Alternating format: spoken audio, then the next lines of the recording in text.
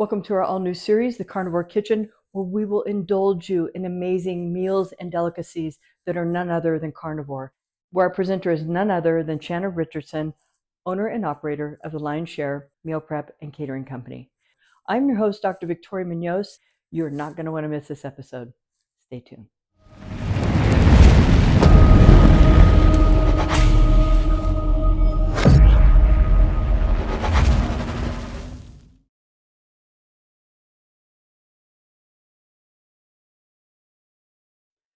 Hey guys, so welcome to part 2 of Shannon's Sauce Creations. As you know, a sauce can really make or break a meal, and it can also really add to the delicacy of your meal, make it more presentable, make it more flavorful. I love steak just with butter and salt, but when you add a sauce, it can make it a completely different experience. So And as you know, with the carnivore diet, sometimes it can get a little boring. And as humans, we want variety. So we'll go ahead and we'll do our sauce today. It's the Lion's Pride steak sauce. So we're going to go ahead and get started.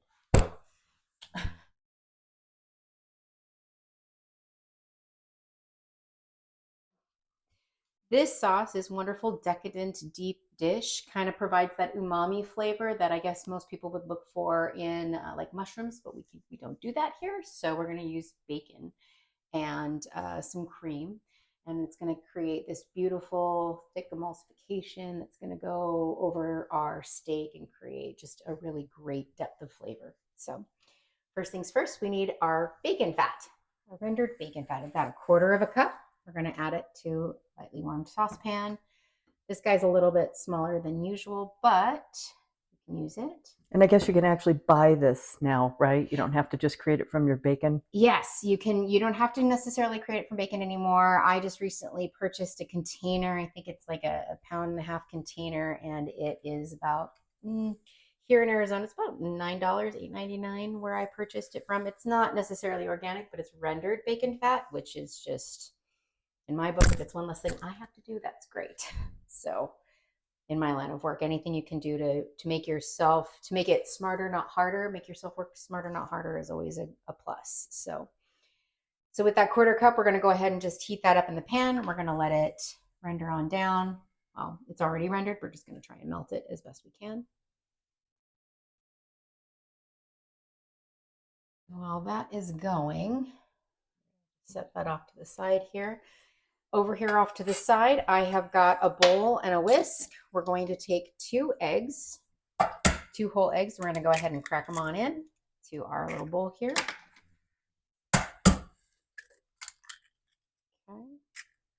And then I'm gonna break these up a little bit. Get that started here. Don't really want to do anything more than just break it up a little bit. You don't want necessarily pre-scrambled eggs, but pretty broken up. And you could use eggs fresh out of the refrigerator. That's fine. I prefer them to be a little bit more towards room temperature. It's okay. I promise they're not bad. They don't go bad. There's a 6-hour time limit on that. Rule of thumb, 4 hours.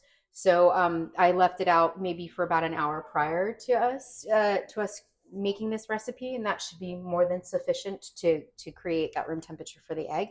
I also have here a cup, 1 full cup of heavy cream. So we're going to go ahead and we're going to add that to this right now.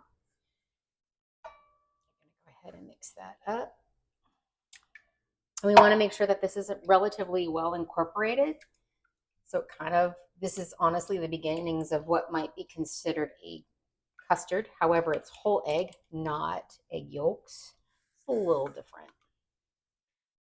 So we're going to go ahead and just stir that. Get it really, really, really, really good. Okay. Okay, once that's good to go, we're going to go ahead and I'm going to turn the heat down on this. Starting to smoke a little bit, so means that I let it go a little bit further than it should. So it's got a lot of smokiness to it right now. So we're going to let it cool.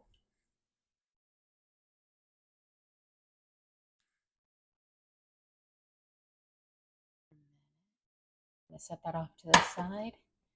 Now what we're going to add to that right here is 1 cup of water, and then I've also got some gelatin. It's about a teaspoon of gelatin in there, and I've gone ahead and added it. So what we've done here is we've actually bloomed the gelatin. So we've allowed the gelatin molecules to expand. It's not gelatinous or like a gel, but it's still a thickening agent, which is super, super good. It's so much better than using something like xanthan gum, because with xanthan gum, it is actually a gum, so it can kind of come a little gummy, sometimes can be even a little bit slimy. And I don't prefer that texture. I also don't like using xanthan gum. So we've got our bacon grease here, and we're going to go ahead and we're going to add this. We're going to add our gelatin mixture here to the bacon grease. Go ahead and add it back onto the warming. Mix it up.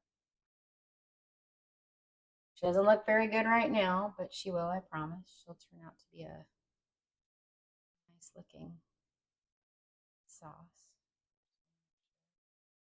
You want to bloom your gelatin, of course, before you add it to hot liquids. That way it doesn't clump. So if you see, you can tell that there's a bunch of grease in there from the bacon fat, but there aren't large clumps in there. That's exactly what we want. Okay.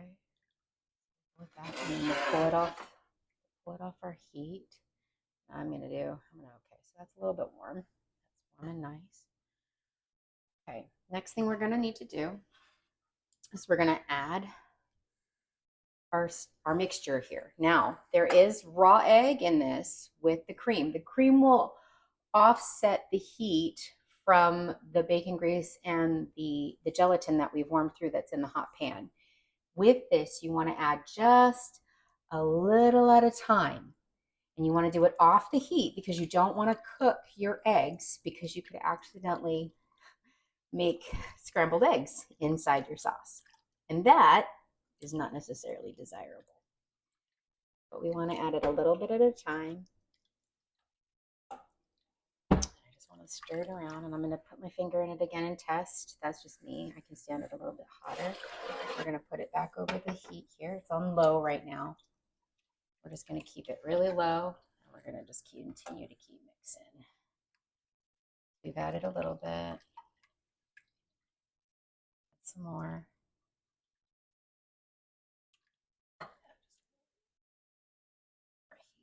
Keep it on a low heat if you can, or a medium low.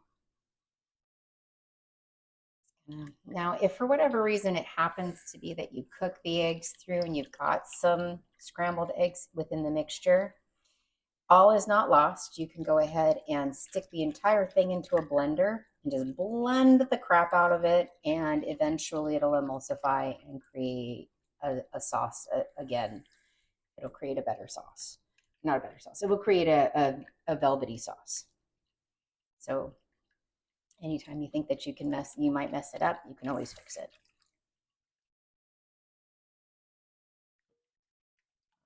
And then we're at that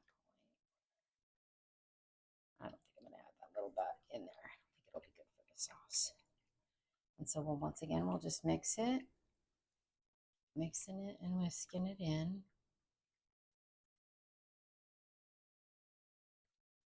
What we're going to do, I'm going to move to a spatula, and I'm going to start a little bit more. Keep it moving.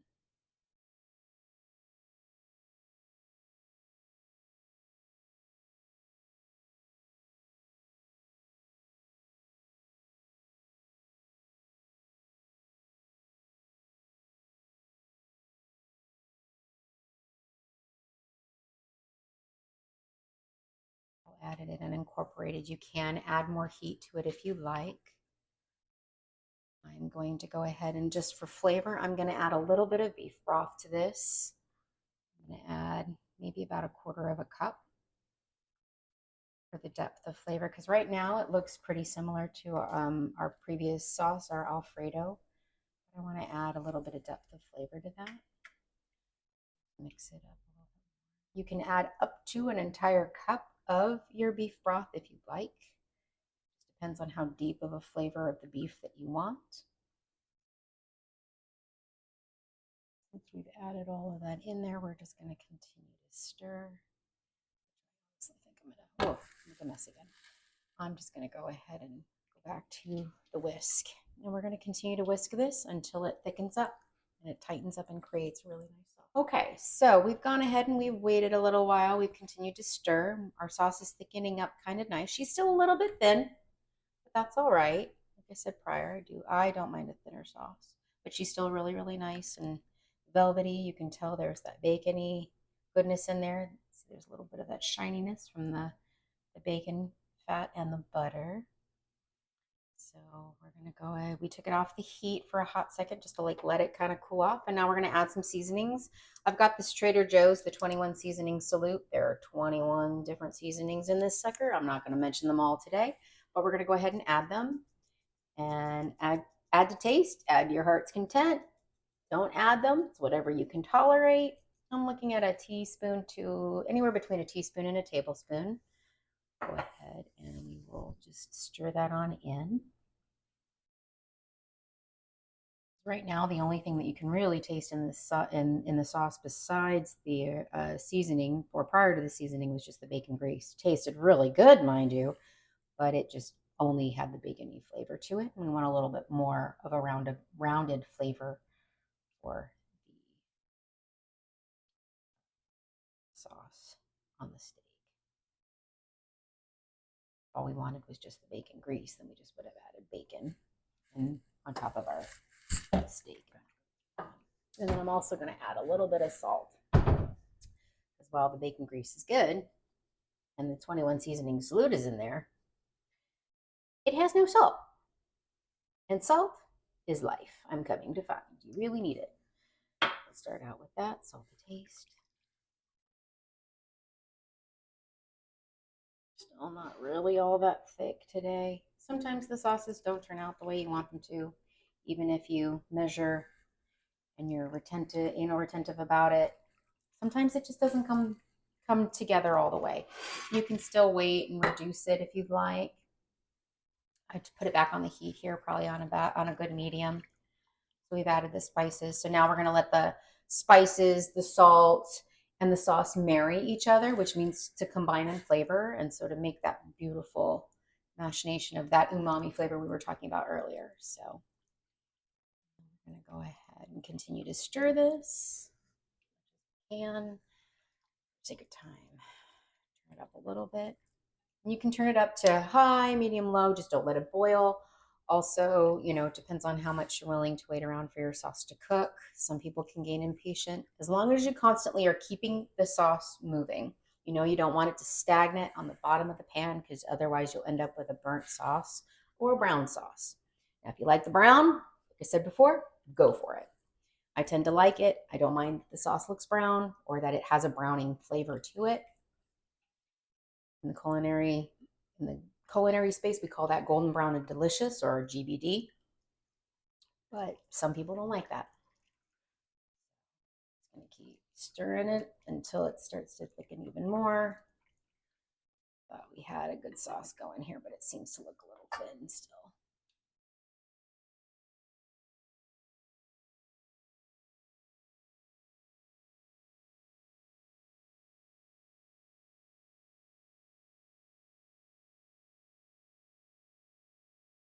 No, that's not bad. Maybe we just don't have the thickest of sauces. She still stays okay on the bone. She's not too bad. I'm going to give her a really quick taste and see.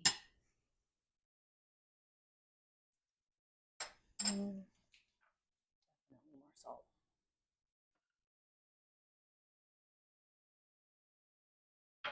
Okay. She's going to want to go any further. I don't want to break her, which I think I'm at the point of doing. If I didn't already break it. I think I broke it a little bit. Okay, so sauce is broken. At this point, just because unfortunately the sauce just will not, it's kind of clumpy. So to fix this, you can add it to a blender and you just continue to blend it, and that'll help as well. That it'll help the emulsification happen. So let's see. At this point, what we'll go ahead and do is we're going to warm up our steak. Okay, so essentially what we've done is we've broken the sauce. Not amazing, advantageous though, because now I can go ahead and I can teach you how to fix it. Since we've broken it, which essentially means that we've separated the molecules, the fat molecules from the cheese particles, I guess you could say, is the best way to explain it. So you've got kind of like this oily mess, but it's kind of clumpy. So what we're going to do is we're going to stick it in the blender. Like I discussed earlier, this is how you will save it. So it's a hot ingredient. So I've put the hot ingredients in here. This is a glass container and this beautiful, beautiful blender. I've gone ahead and I've taken the plastic off the center plastic. This is usually you would add some liquid and pour it as you go, which allows it to incorporate into the sauce or into your mixture. I've taken this off because I want the steam to escape. I don't want the blender to explode and I don't want it to shoot off into the ceiling. I'm going to take a cloth, any kind of cloth, and I'm going to put it right over the top. This still continues to allow airflow, so air can come inside as well as the steam can escape, and we're not going to have the explosion that I just talked about. So we're going to go ahead and we're going to start it on a really low. So this one has the stir function on it, so I'm going to hit stir. Okay, and I've gone ahead and I did the stir function, a little bit of puree for maybe about 5 seconds, and then I've gone and I've hit the blend function on here for about 30 seconds, okay? And as you can tell, with the steam able to escape and the air able to go inside of it, you didn't have anything hitting the top of the towel, which is exactly what we want, okay? And then let's see if I can see this beautiful sauce. Let me see if I can find a spoon here. And then, if you look, gone ahead and we fixed the sauce. So there's no clumps. If you saw before, now it's just this beautiful buttery goodness. She's still not really overly thick. I could run her for a little while longer. I probably should run her in this blender for maybe a good minute to 2 minutes, and then she'll probably thicken up a little bit more. But we definitely don't have that clumping that we had before. So essentially, you've gone and you've fixed your sauce. Again, so I'm not going to worry about it. Okay, so all right, I've gone ahead and I've stirred it again I've gone ahead and frappéed that sucker for about another minute. She's beautiful and foamy. We're going to give her a second to go ahead and just sit for a second. We might not get the thickness consistency that we were looking for today, but that's okay. A thinner sauce is still okay. It's always a place to start. I mean, who's to see, who's to know? If you're cooking it for yourself, you know, it's what you like, and your family, if you're cooking it for your family, you can always tell them it's an adventure in cooking, and we just tried something, see if it works. So I always look at it that way, that cooking is an adventure. My mother used to call it adventures in cooking all the time, actually. Okay, so we have our beautiful steak that we've cooked here in our air fryer. Okay, and that's of course cooked to temperature however you'd like it. Some people like it blue, some people like it rare, medium rare. I think this is probably a good medium rare maybe. So we're going to go ahead and we're going to just pour the sauce gently over the top of it. Like I said, it's probably not going to be the most consistent thing, like as in thickness or consistency, but it looks wonderful. Good taste. She smells good. So she could probably use a little more salt. Let me go ahead and do that now, as a matter of fact. We're going to go ahead and we're just going to add some more salt to this guy. Go. And then we're going to garnish with bacon bits. At this point, you could also put cheese on if you want, if you tolerate cheese, but good.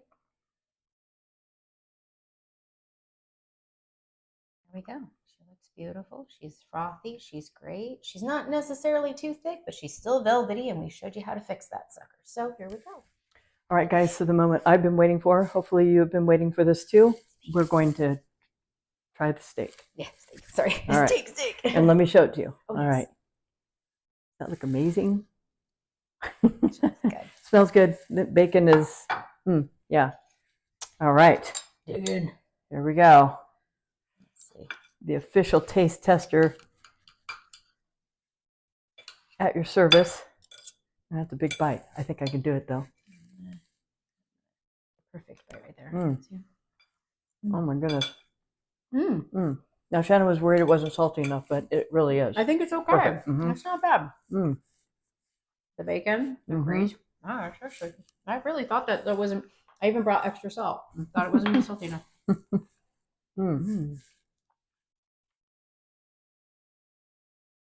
I like your air fryer too.